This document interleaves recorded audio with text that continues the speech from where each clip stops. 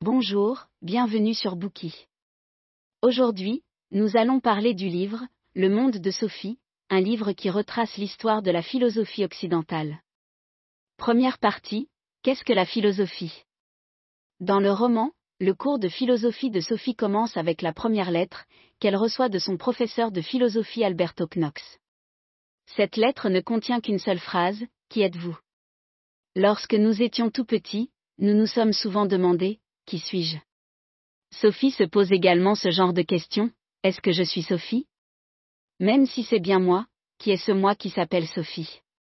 Et si j'avais reçu un autre prénom à ma naissance, comme Anne ou Lillemore, aurais-je été quelqu'un d'autre ? Sophie constate alors que les animaux, eux, ne peuvent pas se poser la question, « Qui suis-je » ? Seuls les êtres humains ont conscience de leur existence et sont capables de questions telles que « D'où viens-je » et « Où vais-je » ? Ils peuvent même se demander s'il y a une vie après la mort et quel est le sens de la vie, ce qui est assez peu commun. Peu de temps après la première lettre, Sophie en reçoit une deuxième, « D'où vient le monde ?» Sophie pense que personne ne connaît vraiment la réponse à cette question, mais qu'elle vaut la peine d'être posée. Pour la première fois de sa vie, Sophie sentit qu'il n'était pas normal de vivre dans le monde, sans se demander au moins d'où il venait. Nos sociétés scientifiques et techniques savent que nous habitons une toute petite planète dans l'univers. Mais d'où vient l'univers ? Il est possible que l'univers ait toujours existé. Cependant, une chose peut-elle avoir toujours existé ? Toute chose doit bien avoir un début, n'est-ce pas ? L'univers a donc dû être créé par quelque chose d'autre à un moment donné. Mais d'où vient cette autre chose qui a créé l'univers ? Cette question ressemble à celle de l'œuf et de la poule, qui de l'œuf ou de la poule est apparu en premier. Répondre à cette question ne résout toutefois pas le problème. À un moment donné, il a bien dû y avoir quelque chose qui est venu de rien. Mais cette idée n'est-elle pas tout aussi invraisemblable que celle selon laquelle le monde a toujours existé ? Qui êtes-vous ? D'où vient le monde ? Quelle question embarrassante ! Sophie avait l'impression que quelqu'un l'avait arrachée au ronron monotone de son quotidien, pour la mettre face aux grandes énigmes de l'univers. Toutes ces questions sont en réalité les mêmes que celles que les premiers êtres humains se sont posées quand ils ont commencé à regarder les étoiles. Ce sont également les questions que vous vous posiez lorsque vous étiez enfant. La philosophie est née de la curiosité des êtres humains. Gardé pense qu'être curieux est la seule condition pour être un bon philosophe. Tout comme son étymologie l'indique, la philosophie consiste à aimer la sagesse. Pour répondre aux grandes questions qu'elle se pose, l'humanité a, au début de son histoire, créé de nombreux mythes. Les peuples nordiques croyaient par exemple que c'était Thor qui faisait le tonnerre, les éclairs et la pluie, et qui rendait ainsi les terres fertiles. Les Grecs ont également créé de nombreux mythes, dont ceux de Zeus, d'Apollon, d'Athéna et de Dionysos. Les premiers philosophes grecs ont critiqué ces mythes. Ils trouvaient que les dieux de la mythologie ressemblaient aux humains et qu'il était tout aussi égoïste et perfide qu'eux. C'est pourquoi ils considéraient que les mythes n'étaient rien d'autre qu'un pur produit de l'imagination humaine. Dès lors, l'Occident a commencé à passer d'un mode de pensée mythologique à un mode de pensée fondé sur l'expérience et la raison. L'objectif des premiers philosophes grecs était de remplacer les explications surnaturelles au changement de la nature par des explications naturelles. Ces philosophes sont connus sous le nom de philosophes présocratiques. Le monde de Sophie présente plusieurs philosophes importants de cette période. C'est le cas par exemple de Parménide, qui pense que tout ce qui existe dans le monde est éternel et qu'il n'y a pas de changement réel. Rien ne peut se transformer en autre chose. La seule existence réelle est l'unité de l'être. Héraclite, un autre philosophe présocratique, n'est pas d'accord avec cette idée. Il affirme au contraire que tout est en perpétuel changement. L'un de ses propos les plus célèbres à ce sujet est que « nous ne pouvons pas nous baigner deux fois dans le même fleuve ». Héraclite fait également remarquer que, dans le monde, tout est déterminé par son contraire. Si nous n'avions jamais eu faim, nous ne ressentirions pas le plaisir d'être rassasiés, s'il n'y avait pas de guerre, nous n'apprécierions pas la paix, s'il n'y avait pas d'hiver, nous ne connaîtrions pas le printemps. Par conséquent, le bien et le mal, la bonté et la méchanceté sont tout aussi indispensables chez Héraclite.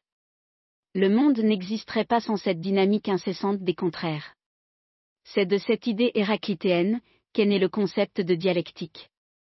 Les théories de Parménide et d'Héraclite sont évidemment bien plus complexes que ce que nous venons d'en dire. Mais après les avoir ainsi succinctement exposées, nous pouvons déjà remarquer quelque chose. Parménide ne pense pas que nos perceptions sensorielles sont fiables, car du point de vue de la raison, rien ne change. Héraclite pense au contraire que la nature change constamment, car il se place du point de vue des perceptions sensorielles. Lequel de ces deux philosophes présocratiques a raison et lequel a tort? Devons-nous suivre notre raison ou nos sens? Durant toute cette période présocratique, les points de vue de Parménide et d'Héraclite ne se sont pas opposés l'un à l'autre. Il est cependant intéressant de constater que ces deux points de vue contraires sont apparus, dès les prémices de la longue histoire de la philosophie. Ce n'est qu'avec Socrate que débute véritablement l'histoire de la philosophie, bien qu'il en soit le personnage le plus mystérieux. Il n'a jamais laissé d'écrits, mais il est l'un des philosophes les plus importants de la pensée européenne. Tout ce que nous savons de Socrate aujourd'hui vient principalement des écrits de son élève, Platon. Platon raconte que l'oracle de Delphes a déclaré que Socrate était le plus sage de tous les mortels. Le philosophe romain Cicéron, quant à lui, affirme que Socrate a fait descendre la philosophie du ciel, l'a établie dans les villes, l'a introduite dans les foyers et l'a forcé à examiner la vie, l'éthique, le bien et le mal. Socrate pensait que les philosophes se différenciaient des sophistes en cela que, contrairement à ceux-ci, ils savaient leur connaissance très limitée et continuaient donc sans cesse à rechercher la vérité. Socrate disait « Je ne sais qu'une seule chose, c'est que je ne sais rien ». Les philosophes sont donc ceux qui sont conscients qu'il y a beaucoup de choses qu'ils ne savent pas, et qui sont insatisfaits de leur ignorance. Socrate se considérait comme un « philosophe », c'est-à-dire comme « quelqu'un qui aime la sagesse ». Les actes de Socrate étaient en accord avec ses pensées. Contrairement aux « sophistes », il n'a jamais vendu son savoir aux autres. Il s'est contenté de poser des problèmes et d'engager des discussions. Il a passé la majeure partie de sa vie à discuter avec les gens sur les places publiques et les marchés d'Athènes. Il procédait toujours de la même façon. D'abord, il posait des questions comme s'il était véritablement ignorant. Puis, au cours de la discussion, il forçait son adversaire à admettre les failles de sa théorie et à discerner le vrai du faux. Socrate était une « sage-femme spirituelle », métaphore souvent utilisée quand on parle de lui. Il a peut-être été influencé par sa mère, qui était sage-femme. Socrate pensait que ces « dialogues » permettaient à ceux qui y participaient d'accoucher de la vérité, car la vraie connaissance vient de l'âme, et non des enseignements dispensés par les autres. Tout comme donner la vie est une capacité naturelle, si nous utilisons notre bon sens et explorons notre âme, nous comprendrons la vérité de la philosophie. Socrate a révélé sans relâche les faiblesses de la pensée des gens. Cela a amené certaines personnes à penser que parler avec lui revenait à se ridiculiser en public. De plus en plus de gens ont commencé à le considérer comme la mouche du coche, notamment au sein de la bonne société athénienne. Il est bientôt accusé de ne pas croire au Dieu reconnu par Athènes et de corrompre la jeunesse. Il est condamné à mort par un jury de 500 personnes, mais à peu de voix près. Il aurait en réalité pu survivre s'il avait accepté de demander pardon ou de quitter Athènes, mais il a préféré mourir et rester digne. De nombreux spécialistes estiment aujourd'hui qu'il est plus pertinent de considérer Socrate comme une philosophie que comme un philosophe. Il est l'incarnation de la philosophie. Tout au long de l'histoire de la philosophie, les philosophes ont toujours plus ou moins vu la sagesse et la connaissance de la philosophie comme des outils. Mais pour Socrate, la philosophie était un dialogue. Dans le dialogue, les contradictions de la pensée se révèlent et les gens les surmontent dans un effort pour trouver la vérité. Socrate pensait que la capacité de distinguer le vrai du faux résidait dans la raison des gens. Il affirmait aussi que « celui qui sait ce qu'est le bien, fera le bien ».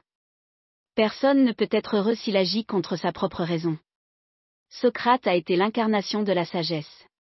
Son martyre a élevé la philosophie et en a fait une activité vraiment noble.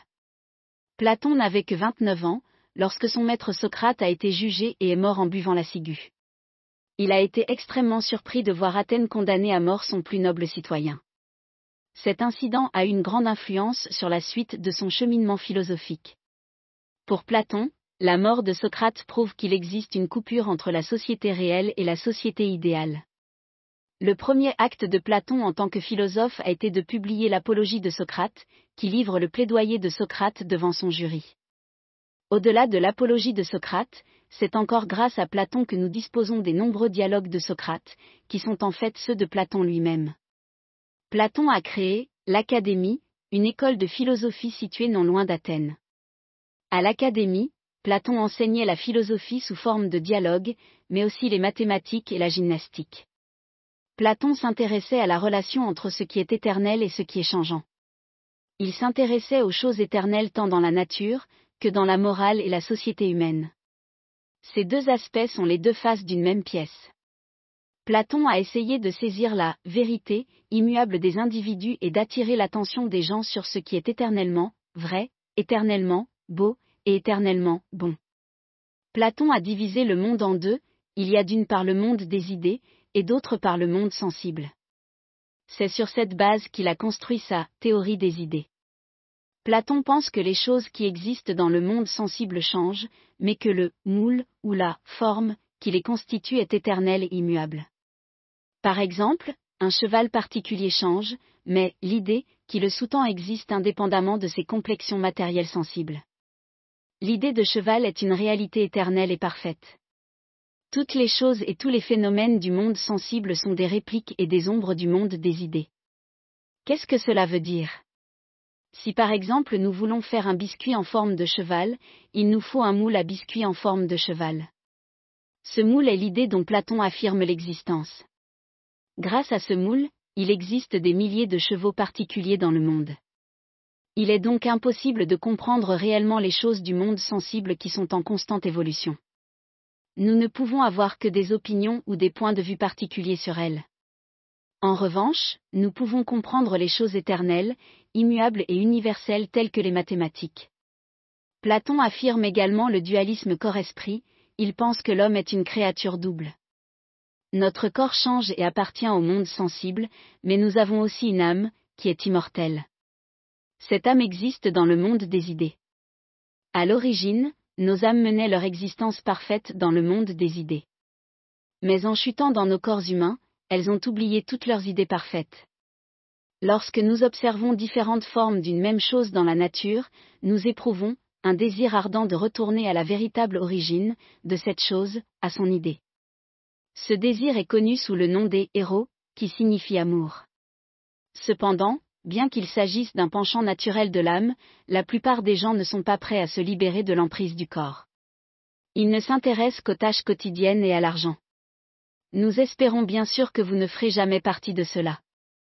Platon utilise le mythe de la caverne pour illustrer sa théorie des idées. Imaginez des personnes pieds et poings liés, vivant dans une caverne, le dos tourné à l'entrée de celle-ci.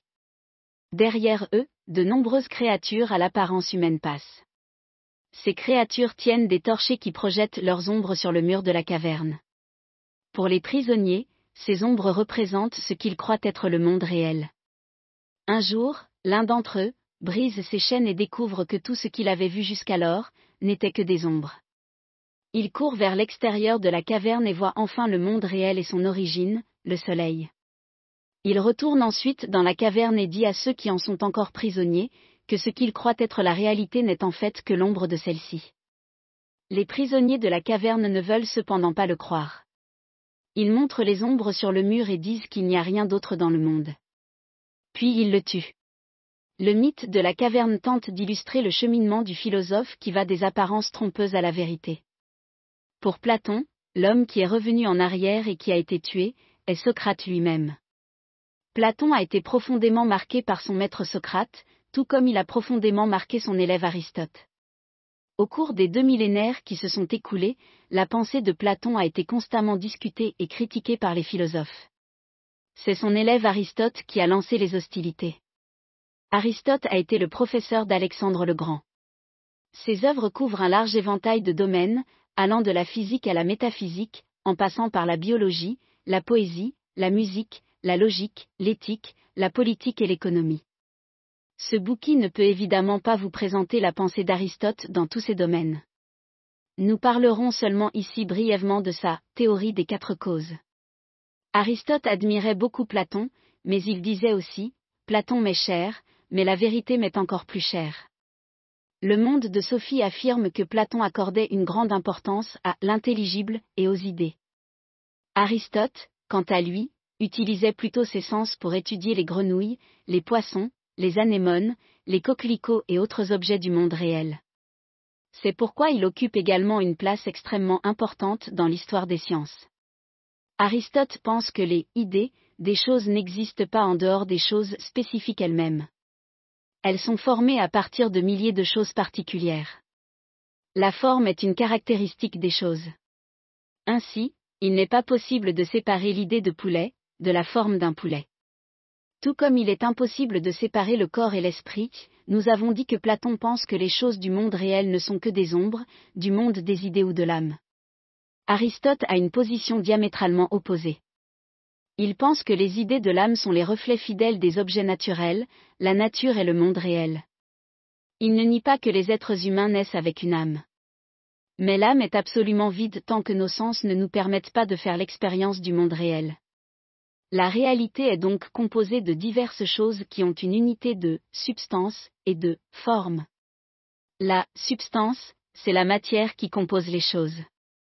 La forme, ce sont les caractéristiques particulières de chaque chose. Chez Aristote, en plus de la cause matérielle et de la cause formelle, il existe également la cause efficiente et la cause finale. La cause efficiente est la force motrice à l'origine du changement des choses. La cause finale est ce vers quoi les choses ou les actions tendent. À l'origine du monde naturel, il existe une cause efficiente qui est aussi la cause finale de toutes les choses qui existent dans ce monde. Nous arrivons au terme de notre première partie, passons en revue ce que nous avons appris. Tout d'abord, nous vous avons invité à méditer 2 questions, qui suis-je, et d'où vient le monde? En réfléchissant à ces questions, nous avons découvert que philosophie signifie amour de la sagesse, et que la chose la plus importante pour être un bon philosophe est la curiosité. Nous avons ensuite parlé de certains mythes que l'humanité a créés à ses débuts pour tenter de répondre aux grandes questions qu'elle se posait sur le monde. Nous avons aussi présenté les philosophes présocratiques et Socrate, qui fut le premier martyr de la philosophie. Nous avons enfin résumé la pensée de Platon, qui affirme que les idées et l'âme existent avant les choses du monde sensible, et la pensée d'Aristote, qui pose que la nature est le reflet du monde réel. Maintenant que nous connaissons les fondements de la philosophie occidentale, pénétrons un peu plus avant, dans son extraordinaire histoire. Merci d'avoir écouté. Vérifiez le lien ci-dessous pour déverrouiller le contenu complet.